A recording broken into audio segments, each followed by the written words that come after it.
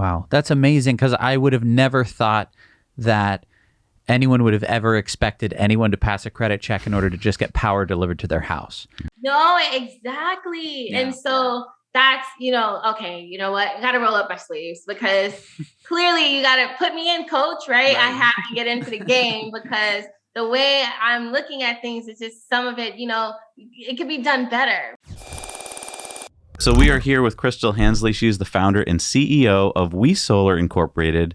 She is the nation's first Black woman CEO in the community solar industry. And thank you so much for being with us, Crystal. Yes, thanks for having me. So I got really excited. I learned about you about a year or two ago and found out that you were running community solar. And I guess my first question is for people watching who don't know what community solar is, what is it? Community solar is the latest vertical in the solar space, meaning you do not actually have to own panels or own a home in order to actually have solar energy. You can subscribe to a local solar farm that we develop and get a solar subscription directly on your utility bill, hence community solar. Because that seems like, especially in cities, I grew up in Boston, and when I look at a Google map of Boston, I don't see any solar on anybody's roofs. And I'm guessing that's because it's pretty hard, especially in a city, to put solar on roofs. Is that true? Yeah, urban rooftop solar is not the best, I would say, geographics for solar energy because of just how the mechanics on the buildings and,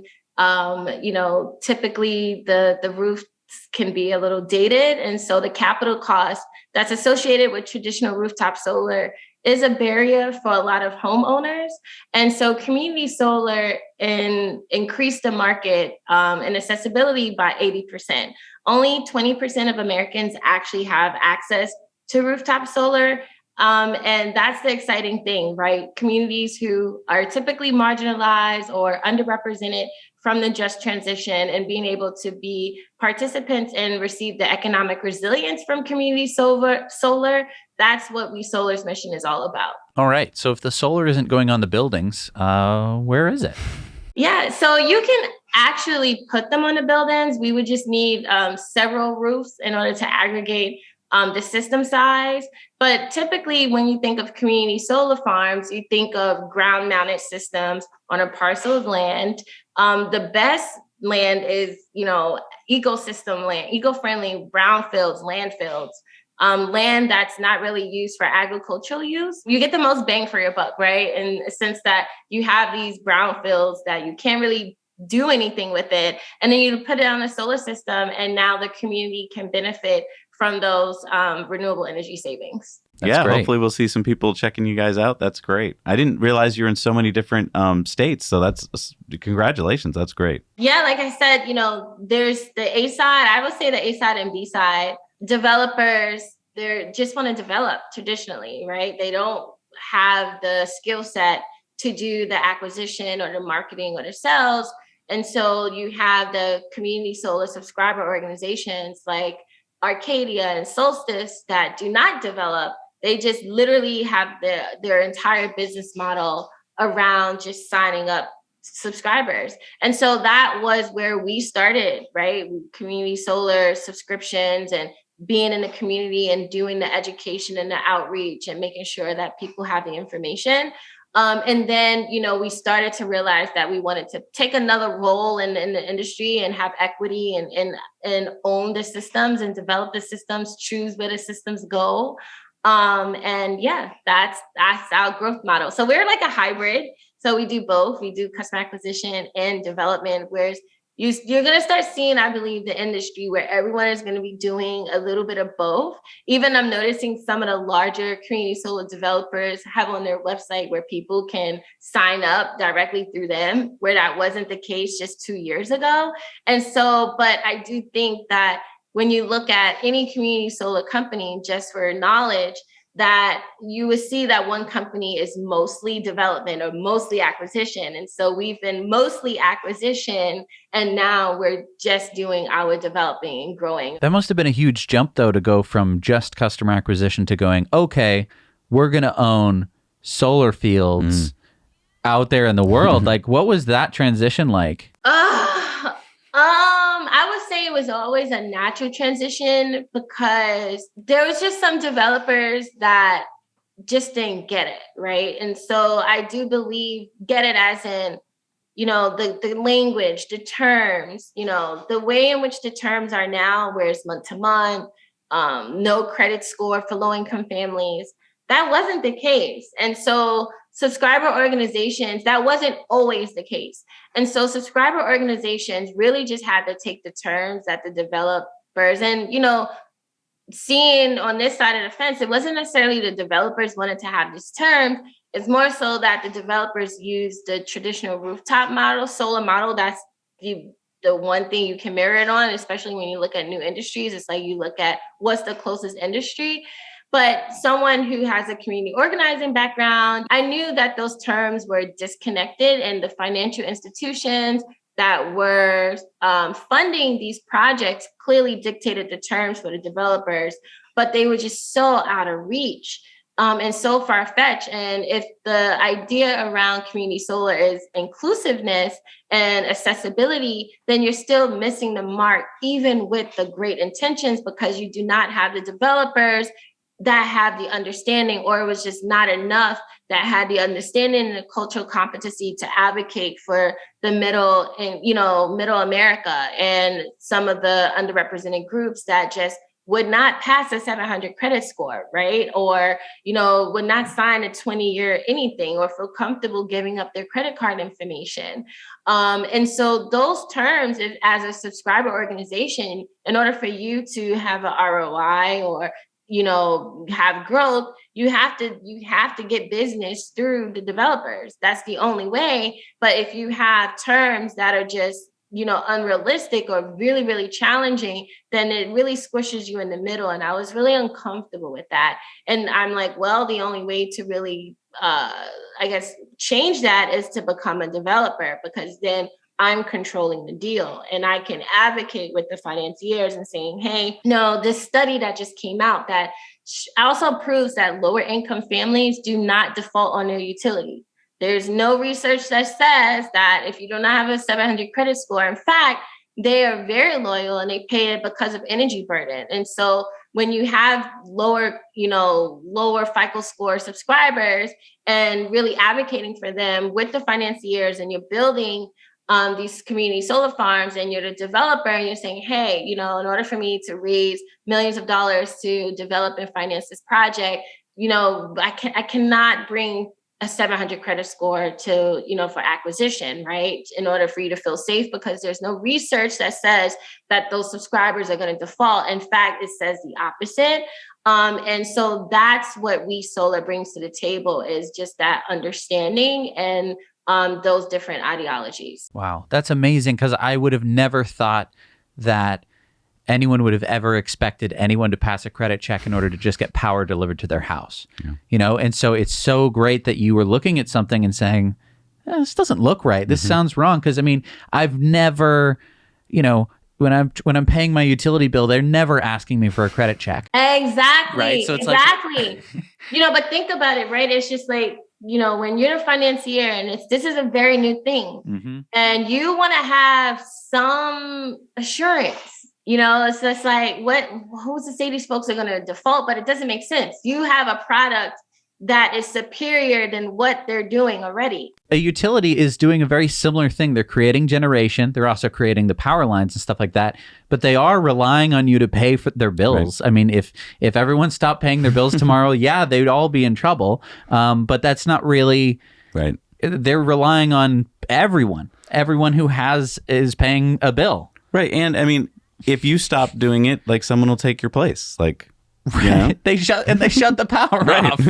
Exactly. And so that's why I said, I have to do my own thing as a developer, because you just didn't see that level of advocacy, or, you just have people that's, doing the best that they can, but their lens is different and they don't understand. And yeah, there's a huge populace that have 700 credit scores and doing really well. And that would make the developers and the financiers feel comfortable. But when you see that that's really a barrier that's doesn't really mean anything, but it also, the pilot programs were created for accessibility, but then you have these rules as far as signing up goes against that, then that's a calling for someone to use, what's really good, right? And building off that momentum, but to tweak it a little bit. And then also, the market always dictate itself. And so what developers and financiers realized 2 years in is that those terms were not working across the board in any market, in any state, which I was saying from the beginning. But then at that point, I have dead contracts, and that's the only way that I can generate income. That was very problematic and just too much power. And so the only way to really don't have to argue with different ideologies is your player at the table. That's such an important part of this story that I don't think anyone is going to consider when they're going to just be signing up for some amazing sounding a monthly community solar policy. It seems so obvious to me sitting here, but I can understand if you're talking to someone who's, well, I'm loaning you a bunch of money and I want my money back. Then you always, and well, we should make sure that these people have high credit scores or something at 700 at least.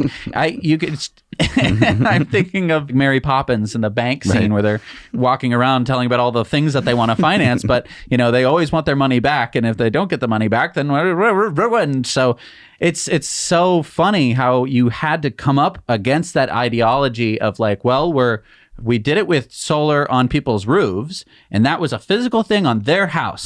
And so 20-year contract, that seems completely reasonable, and they're homeowners, so they're going to have a fairly decent credit score generally. So we're going to make sure that that's there and all that other stuff, but it doesn't translate across. No, exactly. Yeah. And so that's, okay, you know what? I got to roll up my sleeves because clearly you got to put me in, coach, right? I have to get into the game because the way I'm looking at things is just some of it, it could be done better, right? And just like any policy, the beginning, or it's just not perfect, but it's a really great start. And now you need players. And if you have, if we're able to sign up folks and you see I have to raise money and my financier is saying, hey, the retention is just as equally as good as or even better than when we thought.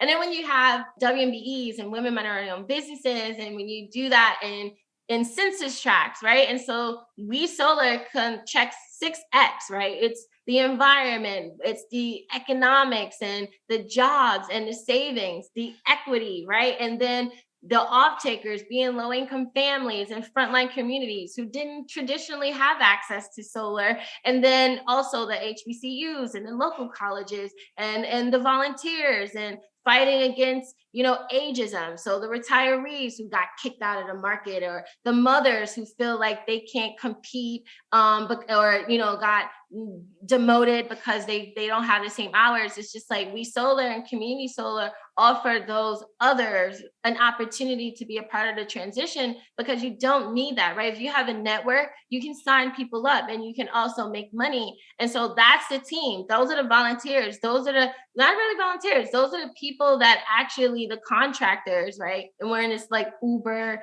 Airbnb model. It's just like, it's the same thing with community solar, where even folks who just want to come in part-time and do community events and say, hey, I'm going to be at the zoo. I'm going to be at this farmer's market. I want to set up a table and I can sign up 15 people, and you make a commission on that just by doing something you love and talking to your neighbors. And so that retiree or that the mom that isn't as active in the job market as she was because, it didn't work out that way. Now you have this entire new vertical that offer you opportunity when even, it is a disruptor in that way, right? In a sense that, wow, not only are you able to appeal to people who are always being left out, but now we're able to even broaden that, right? You're appealing to people who are left out in so many different ways by having an inclusive model from the beginning and advocating for them from the beginning, whether it relates to the financing and saying, hey, I need you to finance these projects, and no, there's no research that shows that these folks are going to not play or, not repay you back or not pay their bills or default on their bills. And so, yes, you need that advocacy and inclusion mindset. And then you see how it literally just trickles down. And that's just the core and fabric of your organization. And when you have those type of missions and goals and values, your company is always going to be successful because you're betting on the people, you're advocating for the community, and you're building strong projects. Now, I remember when I went solar, I think it was like 2013, one of the big selling points was, hey, Zach, you're going to actually save money, like it's actually going to pay for itself. What's the selling point for community solar? The selling point for community solar is that you automatically receive savings. And because of the pilot programs and the policies that's passing across the US, 22 states have a version of community solar enacted. You are guaranteed below market savings once you become a subscriber of a solar farm. So that's really no catch, right? If you're paying your local utility bill and you're within the 22 states that have a community solar pilot, you are missing out on, one, being a part of the green transition and the movement, but also you are missing out on the savings. It's already built into the policy. So you founded WeSolar in 2020. Can you tell us how that came about? How did you start your company? My background is policy. I worked on Capitol Hill for about 10 years, and I leveraged my policy background, and I joined a regional startup here in Maryland.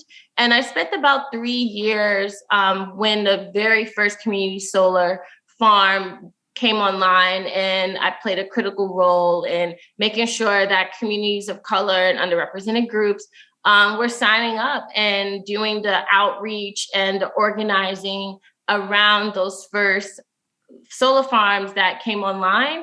And then the passion really sparked for me to start WeSolar in my endeavor was that a lot of people did not really look like me, and the equity and the financing and the development, even the off-takers, the people who were signing up, there was still a cultural competency lag that I was noticing. And I believe that starting my own, enterprise and starting WeSolar would be the best way to bridge that gap and reflect the community that I'm targeting and trying to serve, and offer these services. It should look like me. They should see a solar representative and a solar enterprise that look like them. And so that was the idea, where I thought that my mission will be able to really bridge the cultural competency lag that I was noticing, and also increase, just more representation. 90% of the solar executives, according to SEIA, are male and white. And so, WeSolar brings a little more color to the table. And I typically see myself as the only woman and sometimes the only Black woman in the room, and a lot of the solar spaces and conferences. That's changing though, right? Now, there was a report where it's up to 8% of minorities in this space, when we're 13% of the population, meaning African Americans. And so the latest D&I initiatives that I'm seeing across the board, I would like to see more of that, but it looks like we're definitely trying to correct some of the past.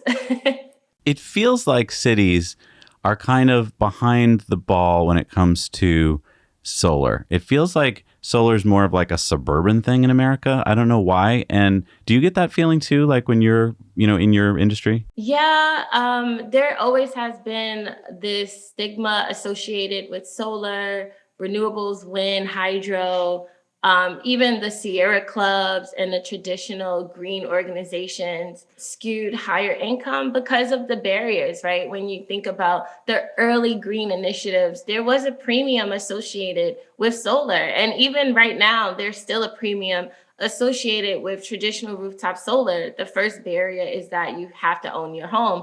And when you look at the global economy and what's happening, millennials is the first generation, and I'm a millennial, that's doing or making less money than the generation before us. And so when you have markers and barriers like owning a home, and like I stated previously, needing the capital upgrades like a new roof and signing these long-term lease agreements and system and power purchase agreements, that tends to really benefit those who can cover those costs or are within those, meet those criterias. And a lot of folks are left out of that. And inner cities where, roofs are smaller, just the density is just not the same. And suburban in the counties outside of the cities are able to take advantage and have been able to take advantage of the tax incentives and the resources from renewable energy and in particular solar. But that's changing, right? We have this latest vertical of community solar where it now has this inclusive model where we're able to build on an aggregate of commercial buildings or ground mount systems. And now more people can benefit from those savings. So I'm an apartment dweller. So as much as I want to put solar on the roof, I have a skylight. I could sneak out in the middle of the night and, nail it down. I can't. At least legally. So how would I go about getting community solar and what would that look like for me? And do I get any of those SRECs that I keep hearing people talk about here in Massachusetts? Yeah, I think you would not get the SRECs because that is for the system buyer. But what you will get is the automatic savings directly applied to your bill. So let's say you were interested. For instance, WeSolar, we have about 30 farms across the Northeast. You would sign up on WeSolar.energy and you would qualify based off of income, which determines your savings. And so a lot of the pilot programs across the country incentivize lower income families and they have higher savings. So for instance, in DC, I've seen low to moderate income. It's just not low income, but anyone under the household income of 70,000 is able to receive up to 50% off their utilities, specifically their energy needs for 25 years, right? And so that would be the process for you or any other apartment dweller that's interested in participating in solar. And now you're like, hey, I live in a state that have community solar. I know that I can receive free solar savings because the state legislature made sure that we are participant in this new vertical. And that's the cool thing, right? What you guys are doing, it's all community. You guys are the community, the media, the governments, the local organizations, the developers. That's what it's all about. And believe it or not, a lot of people still don't know that this new model exists. And so this is the revolution, right? When you are part of the apparatus that have the information, we are privileged, right? And so taking this and spreading the word, letting folks know that, hey, yes, those traditional barriers do exist, but there are advocates and environmentalists and state legislators across the country that's actually doing the right thing. And this is one of the models that represents that for millennials and Generation Z, and even empty nesters and boomers that are looking to downsize and maybe sell their homes and move into a condo or smaller HOA that have strict regulations regarding their aesthetics and if they're able to build a rooftop system. Now they actually can also be a part of the solar revolution by joining a community solar farm. Now, if people watching want to get community solar, but they're a little confused, like, who do I choose? There's probably lots of different choices and amounts of savings. I feel like a lot of people might just get stuck being overwhelmed. So what would you recommend they do to kind of get themselves educated? Yeah, I would say go to your utility, right? Like your utility and the State Public Service Commission. That's the regulatory commission body that implements the community solar policy. So right there, you'll be able to read the authority that governs the community solar space and know exactly what's permitted, what's not permitted. And you will see in plain language that, hey, wow, this is a nice pilot program. Developers apply to the program and they're chosen by this commission and they develop these farms. And in your state, you'll be able to see, like, for instance, like Solar United Neighbors, and other organizations have put lists together to compare, contrast the different savings. But, the savings also depend on the economics around the actual development, right? And so if you have a smaller solar farm, let's say an aggregate of different commercial roofs, and together, that's going to be a costlier system than a ground mount. And so those savings, if you're lucky to have the availability in your local jurisdiction, you might be offered 15% off. Whereas a ground mount system that's located maybe 20, 30 miles out, but it's still within your local utility, might have 20, 25%. But those also is based off of just what's the offering, what's your income, market rate. It's anywhere between 5 to 10%, which is still good because you lose nothing. If you were already paying your bill, then you sign up. Now you're supporting the local green jobs in your backyard, right? You're actually supporting local generated energy. Most people don't realize that their energy is coming from other states and out of the country. And so to know that you're supporting local generation and clean,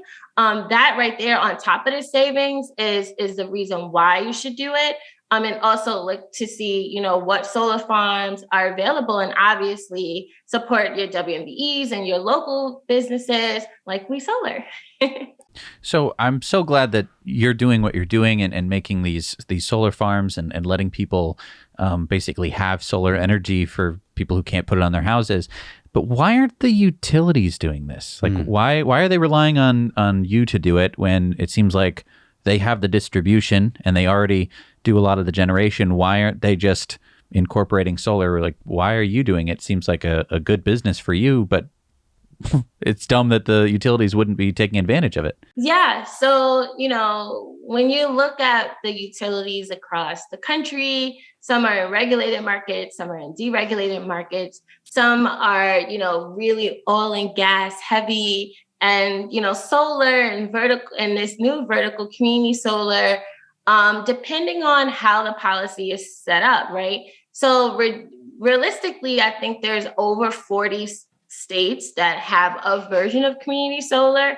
And when you look at the Florida model, that is a vertically integrated model, meaning that the utility is the developer. But, when you contrast the program that the utility is owning and developing and managing, and compare that to, like, let's say what's happening in Massachusetts or New York or Maryland, there are different terms. Like the utility version have a premium for now.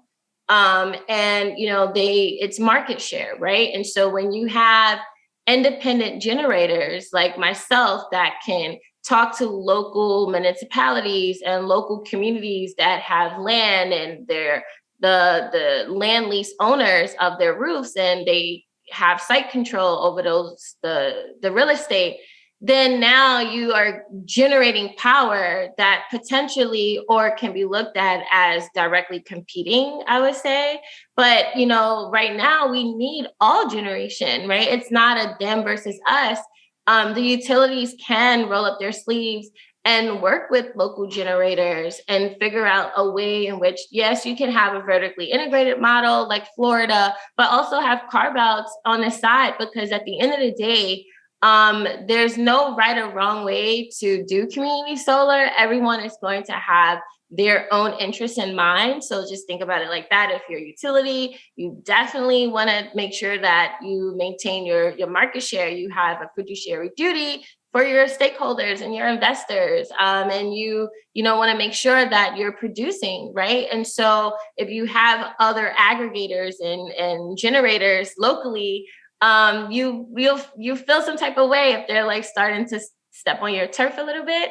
But so a lot of the policy that's changing in community solar, it varies, right? And it's very, and that's the issue right now. There's no uniformity around community solar because literally every single state is doing something different. And even within the state, local cities are doing something different. Some cities are really progressive and they have all the facts on their local Department of Energy websites. They're tweeting about it. They have info, one-pagers, and a lot of language explaining it. And then you have some jurisdictions that is, just still trying to catch up and focus on the COVID numbers or in the recession. And so, there's just been a lot that's happening, and we understand that everyone is on, it's just working at different paces depending on what your climate is like, right? No pun intended. Like some people can focus on that, or if you are in a very oil and gas state, like the Midwest, and it's a very hard argument to make.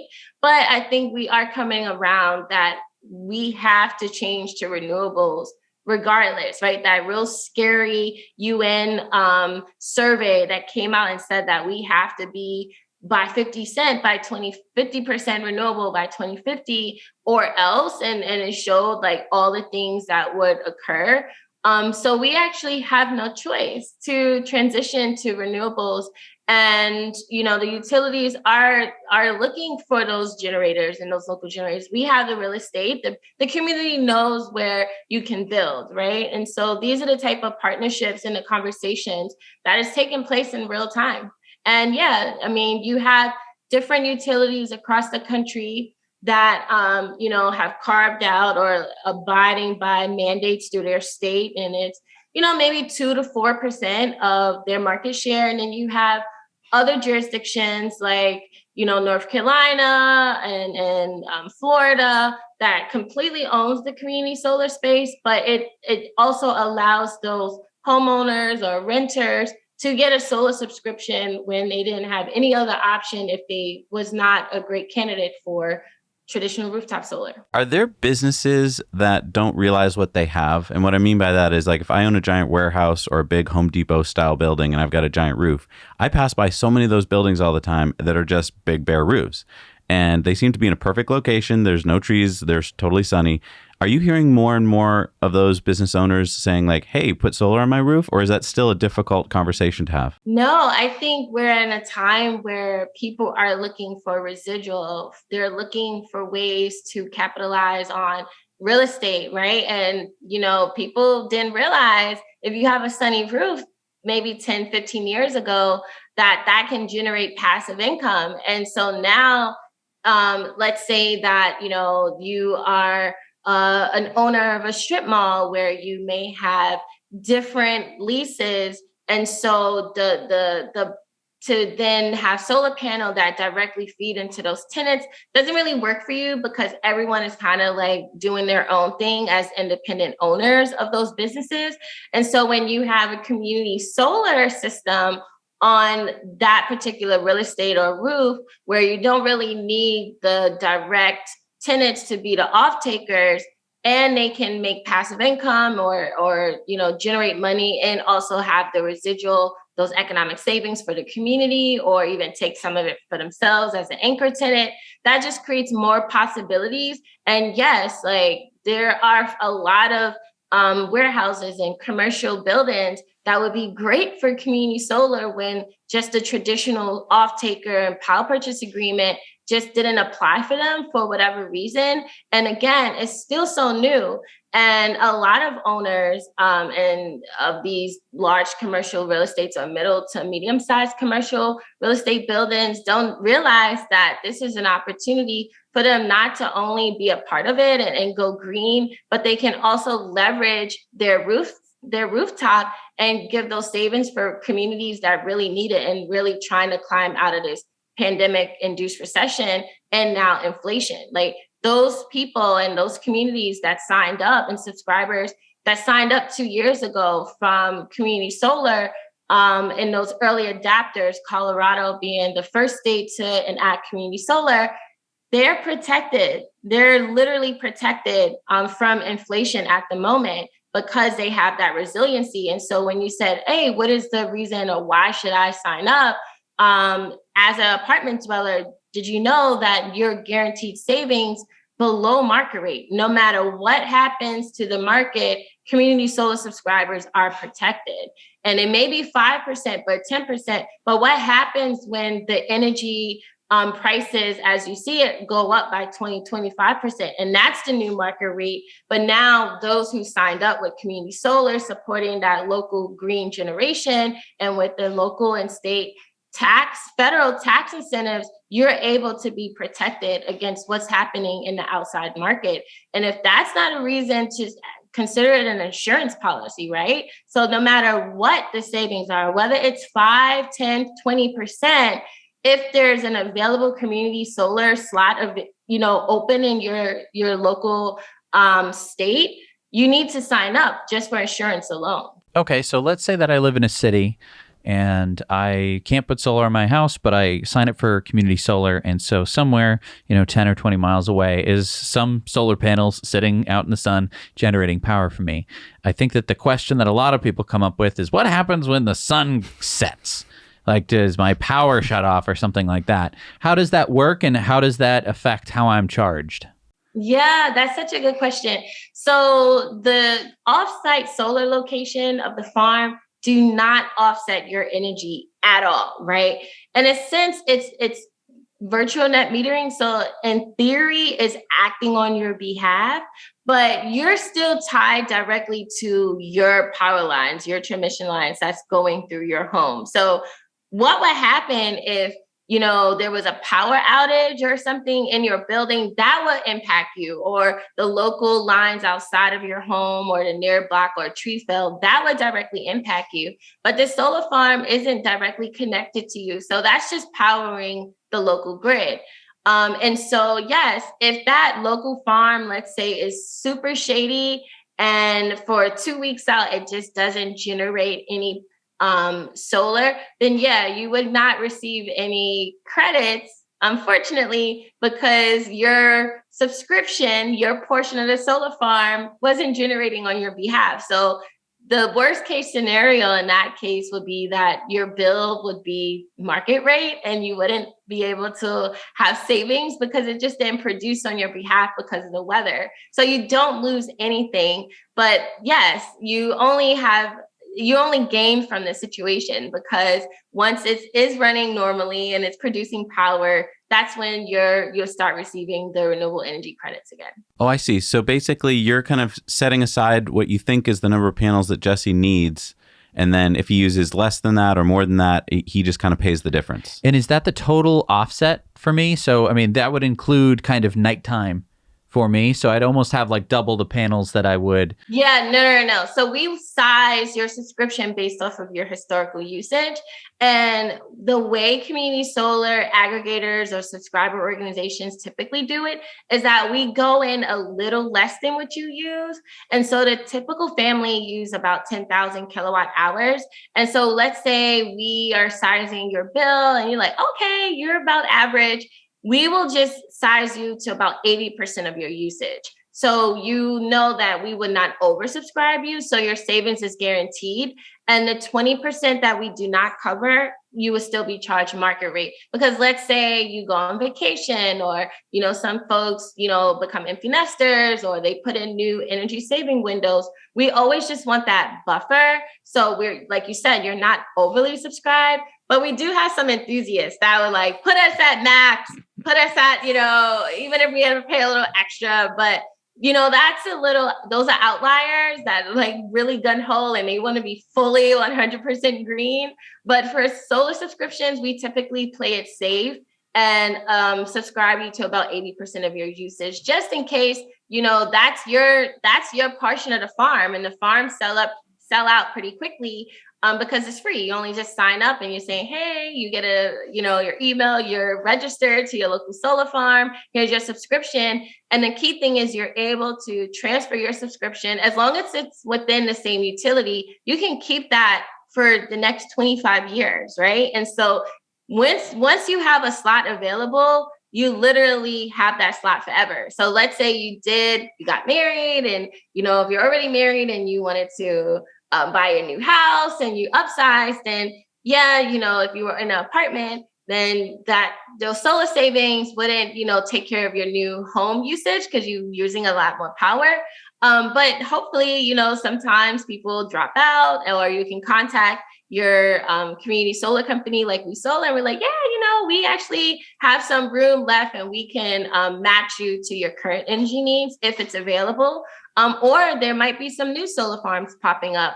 And you can, fill in the difference that way. That's the coolest thing about community solar. It's so flexible and you're not locked in, right? Like that's also the scary part about traditional rooftop solar is that those contracts are really long, but community solar is month to month. But that's such an advantage of community solar that, even if you do have solar panels on your house, there's a good chance that you're actually going to need a little bit more community solar in order to get you up to that 100%, if that's what you're shooting for. Yeah. A lot of folks do that. So if you have like a wind supplier, or if you actually have like a solar system, then yeah, if it only, let's say, covers 70% or 60% of your usage, you're able to then call up your local community solar company, WeSolar, and sign up, and we will make up the difference. And so in your case, in that situation, you will be 100% renewable. Now, what has growth been like for WeSolar in terms of building more community solar farms? Like, is it steady? Is it linear? Is it exponential? Like, what are you seeing? Yeah, so it's definitely exponential.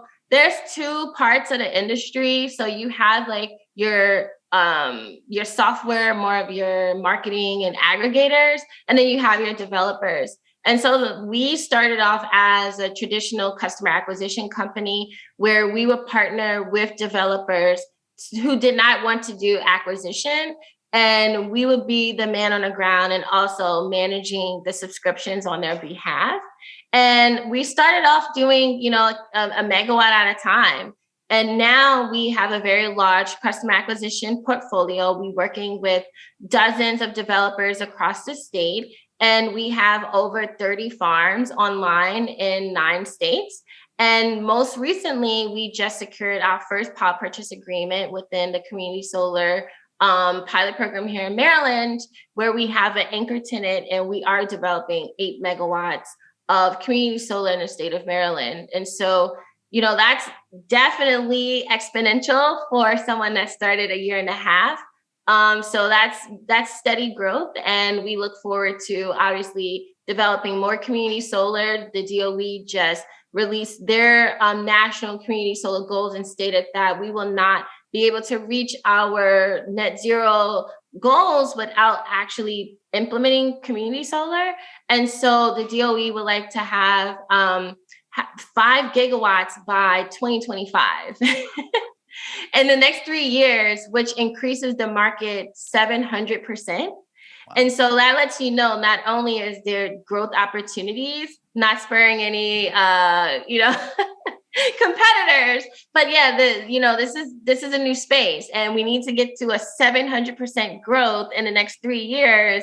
So everyone in this space is just trying to lock down projects as quickly as possible to be a part of hit the goals, but also create the accessibility for those who just didn't have solar before. Crystal, thank you so much for hanging out with us today and telling us about what's going on with you guys at WeSolar. We're really excited to see you growing so fast and growing in places in the country that typically just wouldn't see this type of energy. We're huge fans of solar on this channel. So again, let people know where they can go to check out WeSolar if they're interested in community solar. Yes, WeSolar.energy. You can follow us on Twitter, LinkedIn, Facebook, Instagram. We're always doing some, amazing community live and events.